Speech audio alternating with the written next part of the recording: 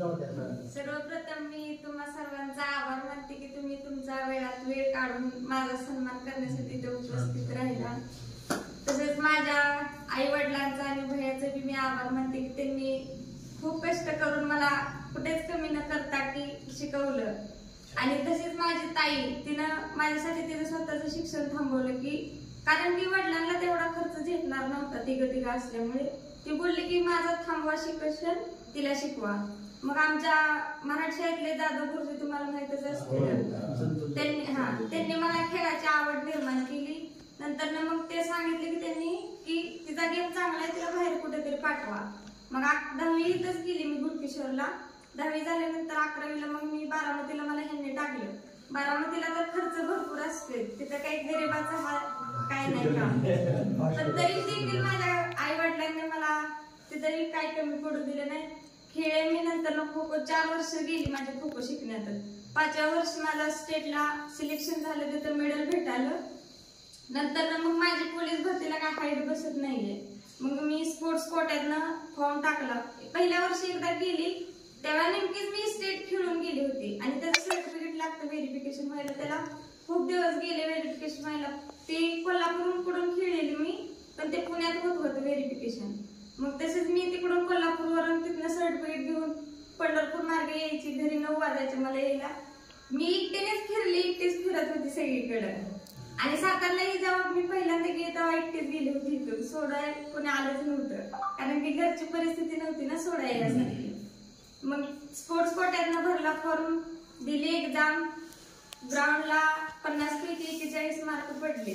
अपेक्षा होती की 45+ जाईल, पण तिथं पाऊस चालू असल्यामुळे तिथं काही जमलं नाही कारण की सकाळ पहाटे मी 5 वाजता बसली होती लाईनला।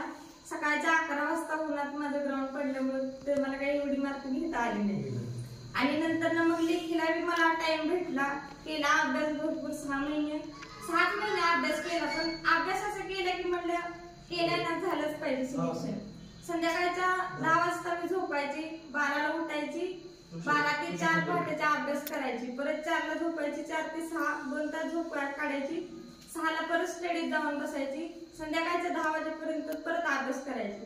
एकच डोक्यात ठेवलं होती की करायचंय ना, झालंच पाहिजे, तोपर्यंत थांबायचं नाही म्हणलं। कारण की जेव्हा मी अशी बसली ना, अशी कंटाळा आला बसली की मग माझ्या समोर ही आईचा तात्यांचा चेहरा यायचा की बाबा ती उन्हात काम करते, ती तुला अभ्यास सावलीत बसून करायचं, मग तू कशाला टाइमपास करते। मग त्यांच्यासाठी म्हणलं तुला एवढं करायचं। फक्त 6 महिने तर बोलला अभ्यास, स्वतःच्याच मनाला बोलत राहायची।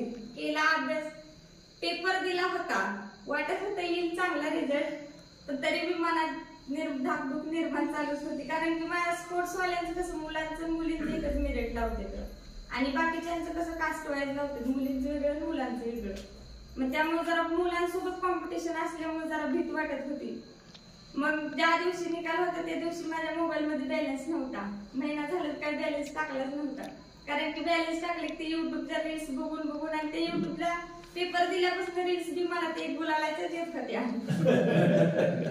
तरी मी म्हटलं नको आताच एवढं येते, पण त्याचा विश्वास ठेवा नको, जेव्हा रिझल्ट लागला मग खालच्या आमच्या रूम मधली एक मुलगी आली, तिनं उठवलं की रिझल्ट लागलाय, आपल्या तिघीचं बी सिलेक्शन झालं। आम्ही तिघी सोबत होतो, तिघीचं बी झालं म्हटली सिलेक्शन, पण तिला म्हटलं सिलेक्शन होते तू सांगते मला, पहिलं माझं नाव दाखव म्हटलं लिस्ट मध्ये, तेव्हाच मी माझ्यावर विश्वास ठेवला। बघितलं मी सुद्धा 10 वेळा बघितलं, नाव दिसत होतं पण तरी मी